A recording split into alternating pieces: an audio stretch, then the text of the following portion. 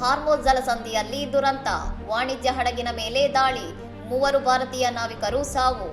ಹಾರ್ಮೋಜ್ ಜಲಸಂಧಿಯ ಬಳಿ ವಾಣಿಜ್ಯ ಹಡಗು ಎಂಟಿಸೆಟಬೆಲ್ಲೋ ಮೇಲೆ ನಡೆದ ದಾಳಿಯಲ್ಲಿ ನಾಪತ್ತೆಯಾಗಿದ್ದ 3 ಭಾರತೀಯ ನಾವಿಕರು ಮೃತಪಟ್ಟಿದ್ದಾರೆ ಎಂದು ಕೇಂದ್ರ ಸಚಿವ ಸರ್ಬಾನಂದ ಸೋನೋವಾಲ್ ದೃಢಪಡಿಸಿದ್ದಾರೆ. ಪಲಾವ್ ಧ್ವಜ ಹೊಂದಿದ್ದ ಈ ಹಡಗಿನಲ್ಲಿ ಒಟ್ಟು 24 ಭಾರತೀಯ ಸಿಬ್ಬಂದಿಗಳಿದ್ದು, ದಾಳಿಯ ಬಳಿಕ 21 ಜನರನ್ನು ರಕ್ಷಿಸಲಾಗಿದೆ.